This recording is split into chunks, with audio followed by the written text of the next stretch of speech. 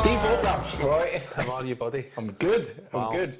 You should be. That was an amazing set. Oh, I enjoyed it, mate. Did you? Yeah. You looked like you enjoyed it. Yeah, I did. I did. I was And nervous. they certainly did. I was nervous. Yeah. Like I said at the beginning, it isn't a lie. It's like when it's for a mate or when it's for. Yeah. Not that it doesn't matter usually, but it's. I know what you mean. Yeah. Because you never see those people again. No, You got no. it. Yeah, no. It's You like will just see hanging me again. around. It's still awkward when we see each other again, isn't it? Well done, Steve, for coming. Well, you come a long way and you made it. It was great, Yeah, man. yeah, It yeah. was How fantastic. do you think it went? I think, How do you feel about that? How do you feel about it? You know. Yeah, no, it was great. What did you opened with some card stuff, and I don't often see you doing that. Yeah, I do it a lot when I'm doing parlour shows. I get a bit, well, up till recently, because it's hard, that Yeah, stuff. And that when is. there's other magicians, I get a bit, for a while I'd sort of be a bit risk averse. But now I'm more confident, I've done more lectures, so that kind of, it's not improvised. People say improvised when they don't mean that at all, but it's You say it's not improvised, but you know, you were starting from a shuffle deck. Yeah, and then so you were it came producing from four of a improvisation. kind and all that stuff. Yeah. So there's definitely a certain amount of improvisation there. Yeah. And I suppose what it boils down to is your ability to just to chat while you're culling or whatever Yeah, it which is has you're got doing, you know. better. It got better since and I improvised a little bit tonight, saying about, because it is a bit awkward sometimes. Yeah. So I say that thing about it was a bit boring, isn't it? But you know, Yeah. this is fun, isn't it? Yeah. But then I can't write lines. I mean, I suppose I can, but I find it very difficult. So coming up with things like tonight, well, I'm not saying it's a great line, but it worked for me. Going, I just end up talking loads and loads Yeah. to try and make it feel. So that's the time. first And it time you'd kind ever of- said that. Yeah. Because I mean, that it didn't feel that way certainly. So I suppose that's good improvisation. Because I was comfortable. then. Yeah. So that's kind of the. Yeah. the No, way it was great. So you done the four of a kind, Yeah, it's chosen for and then a named four of a kind. Oh yeah, so I did the ace production from a shuffle deck, and then you choose a four of a kind from a shuffle deck, Yeah. which kind of, you know, adds a little bit. And then I did a trick which I often avoid as well, or up to recently, which is, it's not that hard, but I get, it's called maxi twist, and it's where the turns Sure. face is turned, and then you got a lovely production at the end. Yeah. Yeah. It's maxi twist, that's what it is. No, it was great. And then what did you do with I think you did one more card. Yeah, I play did after like that. a chosen card, ambitious card routine. That was again, I didn't know what was good. Oh, a card under watch. Yeah. Card under watch, and then coin under the same guy's watch. I've not really done that before. Well, it never looked that way because, you know, the card under watch, you know, I'd see, but then to put the coin under the same guy's watch, I thought was genius. But by that point, of course, so the card under the watch finished the card set, then you moved on to coins, is that correct? And then it was a series of, were you improvising that? Coin vanishes? In a way, You were doing the pen stuff? Yeah, I often start with a coin thing, and I've always improvised around the same theme. And it's a weird thing because you got this thing that a lot of magicians do, where, you know, when I was a kid I learnt a coin trick, but it's a true story about when I was actually an adult and I wasn't very interested in magic until I saw that. Yeah. And it wasn't that it fooled me, it did, but it was that it looked beautiful. And that's and all the magic, I like that feeling these days of being fooled, but I was never that bothered about it. It was more about, it was mysterious, I didn't know I'd done, but it looked cool. Yeah, it does. There's a kinesthetic. And I wondered, as I was watching it, whether or not there was a deliberate sort of build-up, because of course when you're doing the pen stuff and you're vanishing, it's reminiscent of Cups and Balls, which is definitely coming later on. So it kind of felt to me like there was a sense of, I'll show you this sort of what would you say, a kind of off-the-cuff variety of this world-famous trick that I'm going to close the show with. So it felt like seedlings of the main trick. Was that deliberate? Well, so I've never done that. So I always do the thing in close-up as a gag, going, oh, it's a magic pen. And I do it on stage as well. Yeah.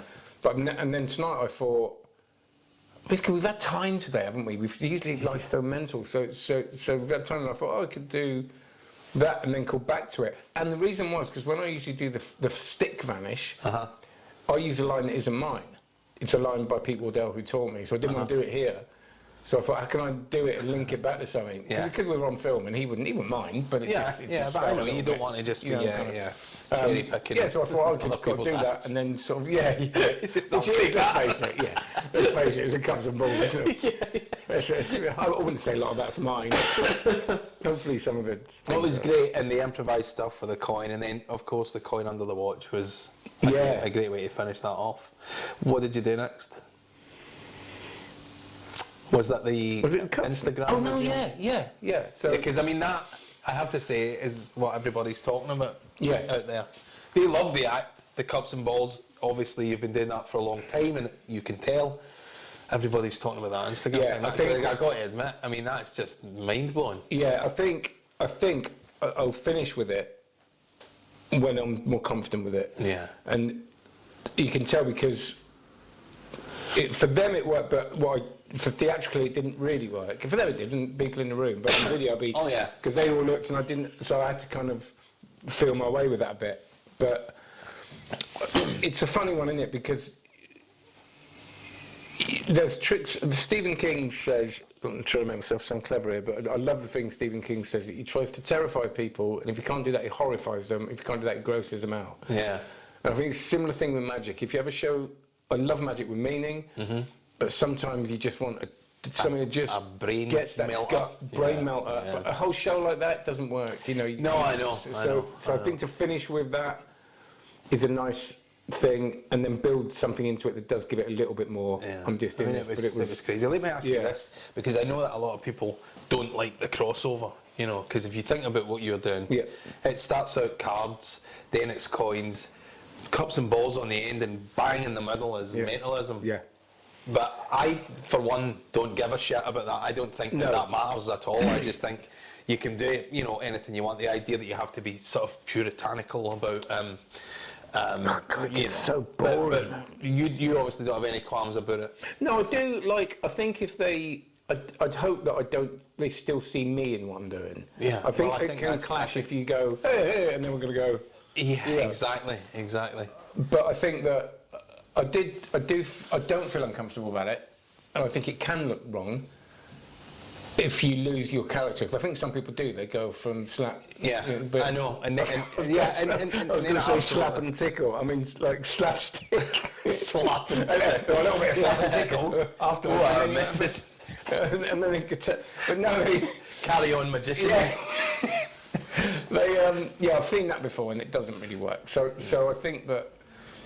I think it's okay to make it a bit more serious for a bit, and then come back to. That's what happens in great theatre, isn't it? Like, you might have some funny stuff. I mean, I would like to think it's because they've kind of invested in you as a personality up until that point, and therefore the fact that you maybe stop the more traditional stuff and do something else, it's not too jarring. They're still with you. No, I do. Sorry, I interrupted a bit there, but I do say that thing of. Again, I've never said that before. I was thinking about it today, of going. You know, when I was a kid, I wasn't interested in being fooled, but now I am, which is true. I enjoy it more now. I never did care about it. And there was that justification a little bit of, you know, when you spend your life as a magician, you naturally get into other stuff. You get into things that are different, but kind of in the same way. So I'm going to do this. So I think I don't think people in an audience mind or question whether a lifetime of studying magic, which they know we all do, isn't going to branch you off into... Absolutely. I think that's exactly what it is. I don't think audience members care. Well, you know, they don't distinguish as much as we do between mentalism and magic, and that's who you're playing to. So if they don't mind, why should you? You know what I mean? But you're absolutely right. It can sort of look odd sometimes if you flick from clowning to all of a sudden you're, you know, Mr. Mesmer. You know what I mean? That doesn't play so well, but I thought you handled it beautifully. And then you moved on to cups and balls. Cups and balls, which I've done for years. You can tell. And it's something that for a while I was almost embarrassed about, because, you know, again, in our mind, you've got loads of people do it. Loads of people don't do it because... Yeah. But in the magic world, actually, loads of people still don't do it. But in street performing, loads of street performers do it. So for me, it's like, everybody's seen it. But it's a brilliant vehicle to play. There's every magic trick in the world in it. There's things moving from one place to the other. There's things vanishing and things appearing, and then the thing. And I think it potentially can be boring, but then you use that, you know, you talk about getting a bit boring now, you know. Your presentation is very much like that. Your presentation is almost as if I know how you feel sat there. Yeah. Right? Yeah, totally. And it's rather than sort of ignore the things that people may be thinking, you're addressing them, which kind of makes it kind of funny. Well, that's why people connect. Funny. It's like when you tell a story. If you tell them what they're feeling, it's like if you've got a bad audience, or you walk in and the room's cold, or everybody's like been waiting around too long. You address it. You go, yeah, sorry, but that's a bit tedious. That's you know. So then they feel like you're kind of with them a little bit. Absolutely. So and that I think that's your cups and balls routine has definitely got that feel about it. It's like.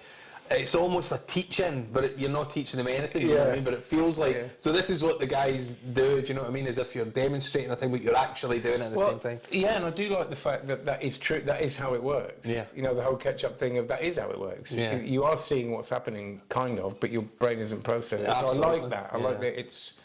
Yeah, it's absolutely solid, and, you know, what you got at the end, 4 oranges? Yeah, 4 oranges and melon. I did 6. You can do 6 oranges, but and some people do it quite well. Yeah, then you need to carry 6 oranges about. Yeah, and it's you kind of that rhythm. Sometimes, I mean, you'll notice sometimes I go for me, I'm 2 oranges and an apple. Yeah, it's like no, I'm not really. No, it's fantastic. And then the melon. Yeah, melon. I was scared to do for years. The melon. It's killer. Yeah, it's good, and it's good. And people watching this will. You can go back and watch it 5 times and you'll suss it out. And that's not, I mean, that's kind of, so people go, how'd you get it under there? And you go, I'll put it there. But that's the trick, that's why it's good. Absolutely, yeah. And I particularly like the picking up and letting it go, you know. So it's nice. Really good. Yeah, I got that off Peter Waddell. And you heard, I mean, obviously you've heard it a lot, but I certainly heard them react to that. It's just incredible. Yeah, it's a lovely moment. And it's lovely for me because it does work on that thing of, and then when you get that response, it's lovely. Absolutely, absolutely. It's really lovely. I loved it, Steve. I thought it was a great set, and thanks so much for coming and doing this. Oh, thanks for doing it. It's brilliant. I've loved it. Yeah.